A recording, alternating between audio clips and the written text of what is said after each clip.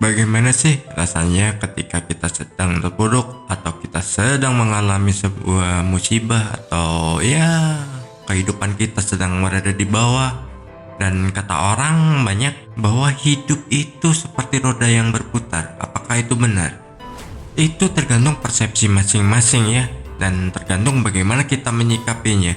Saat kita di bawah, saat kita sedang susah, saat kita sedang tidak bisa berbuat sesuatu, atau kita sedang dalam belenggu sesuatu masalah yang tidak kunjung selesai, apa yang harus dilakukan?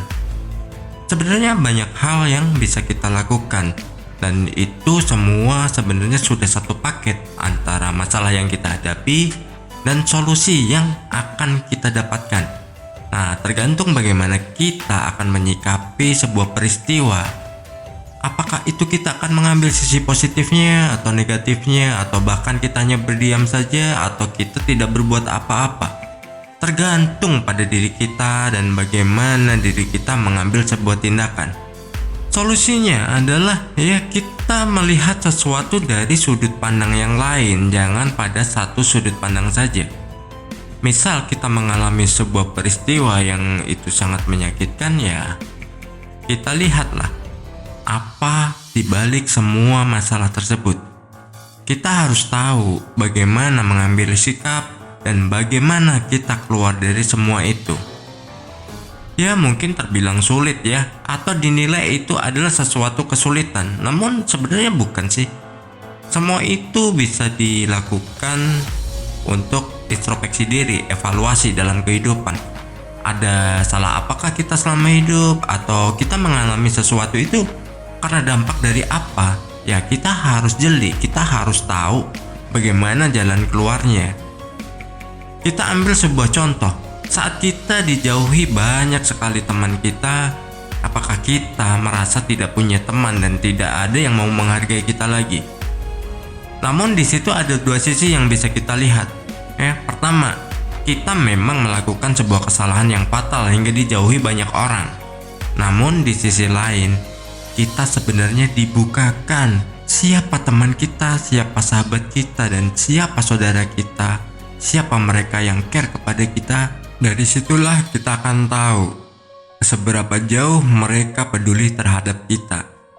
Mungkin ini bisa diterapkan untuk banyak sekali peristiwa bukan hanya satu peristiwa yang kita olah di sini, tapi ada banyak sekali peristiwa yang bisa kita ambil dari berbagai sudut pandang Sebenarnya semua itu tergantung respon kita dan bagaimana kita menyikapi sebuah masalah yang datang dan menimpa diri kita.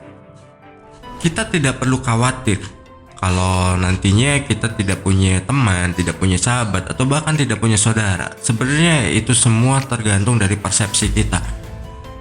Kita boleh melihat sesuatu dari sudut pandang positifnya. Dengan begitu kita akan menjadi seseorang yang baru. Kita akan terlahir kembali dan kita akan menjadi jiwa-jiwa yang kuat.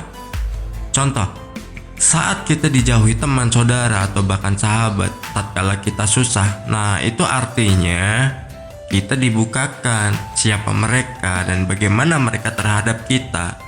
Jangan saat kita hanya pada posisi yang nyaman, kita posisi hidupnya enak, berkelimpahan, lalu banyak teman, banyak saudara, dan orang-orang yang di sekitar kita yang mengaku teman atau mengaku sahabat, meskipun itu sebenarnya belum kenal. Dari situ kita bisa menyimpulkan kita bisa mengubah pola hidup kita, cara pandang kita. Kita tidak perlu lagi untuk khawatir bahwa kita tidak punya teman, kita tidak punya sahabat.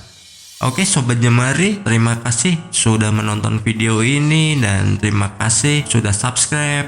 Dan jangan lupa bagikan video ini agar teman-teman yang lain juga mendapatkan manfaat yang sama. Sukses untuk Anda.